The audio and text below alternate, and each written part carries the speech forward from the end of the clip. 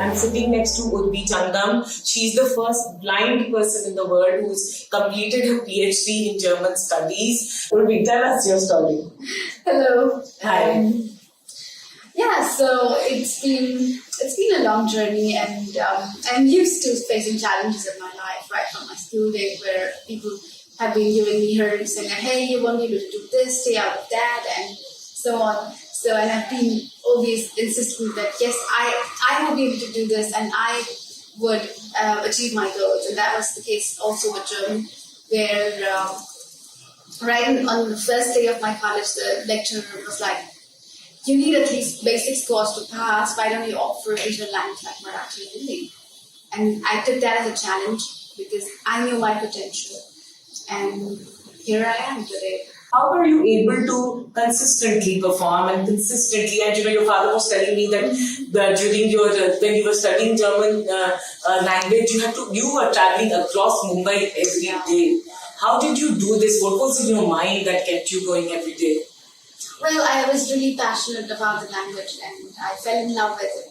The German language. English is my first love, and German came along since 16. So yeah, I was pretty determined on learning the language, and that's what kept me going. I had an excellent teacher at Maxwell. Her name is Tachi Sharma. She's one of the senior most German teachers across the country, and in the field of German language at least. So and she was the one who actually kind of motivated me and inculcated that interest and passion for the language, and that's what kept me going. And I now observing people, while listening to conversations around you on the train, it's simply fascinating, wherein there are so many stories which unfurl around you. Yeah. I cannot perceive them visually, but you have the auditory sense, which is active. You have the olfactory, you have the rest of the senses which could be utilized. What's the big dream that you're chasing? Now you're like a doctor, and this is like the highest in education, right? A PhD. So now what's next? For me, my dream, this is just the beginning. My PhD is, of course, it's one of the biggest dreams that I've ever cherished, and I've come so far.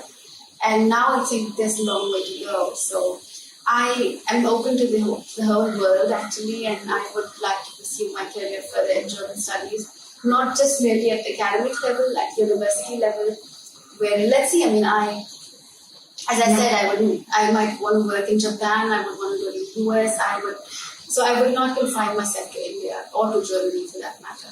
Okay. Where I am currently. Yeah. So I want to go to the US. I want to teach in Africa. They have German University language in Pretoria, for instance. So I would love to go there. I would love to go to Japan. I would love to work in Scandinavian countries, Denmark specifically. Amazing. Yeah. And of course, my major aim is to establish and further my aesthetic concept, which I've now developed by conducting workshops, by conducting seminars, so that it reaches masses. It doesn't remain confined to the academia. So tell us, what was your PhD paper? My PhD thesis is about the aesthetics of non-visual.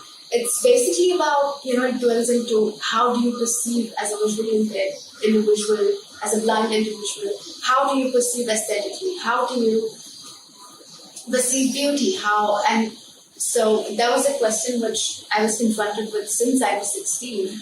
And as a teenager, I was slightly bewildered. I didn't know how to answer this question. Of course, I had the answers. I was never confused at my end, but I didn't know how to communicate it so people could see it and understand.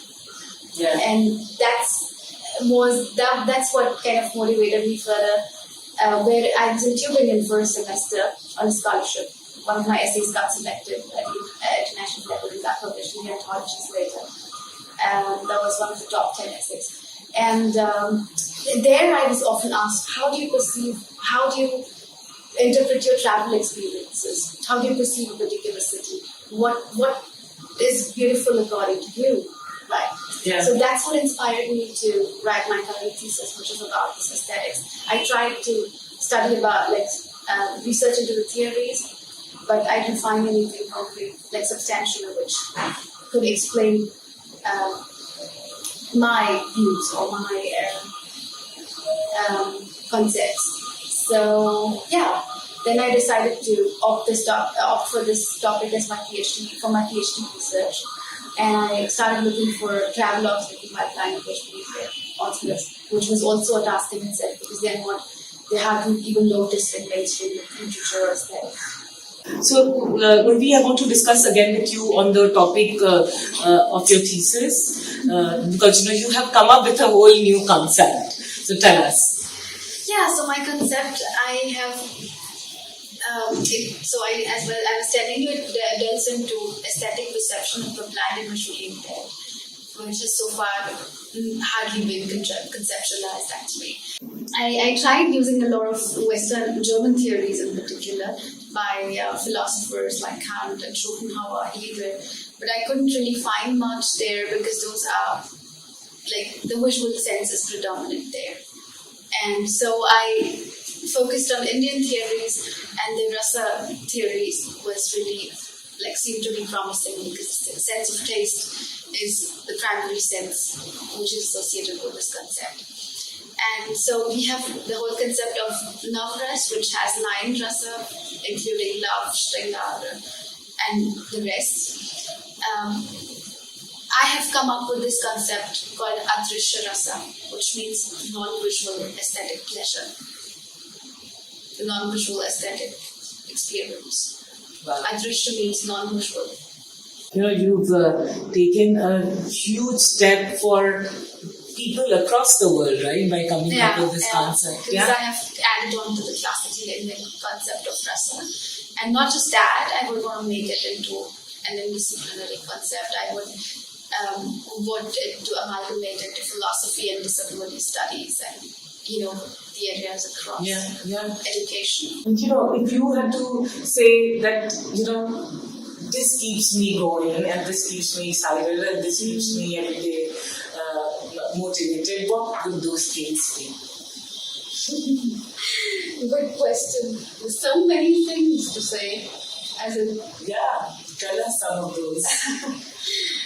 Yeah, I think, obviously, I would say being a language person, I love my work. It's not just work for me, but it's my passion. So I'm a literature buff. I read, I listen to music, and as I said, my thesis, the research work that I'm doing.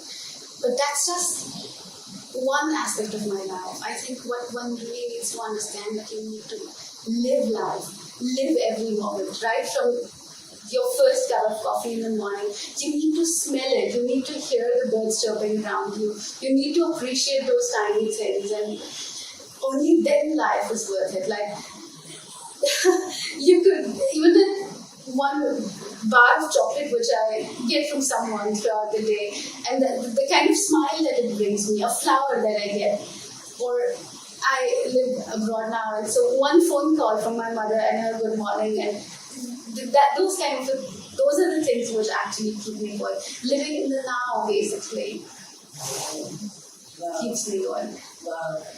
And listening to your story will keep us going. Thank you so much. What an inspiration, Urvi. Dr. Urvi, if I may say so. And to an unlimited world and to amazing awesomeness and great moments. Thank you. Thanks a lot. Thank you. Great conversation.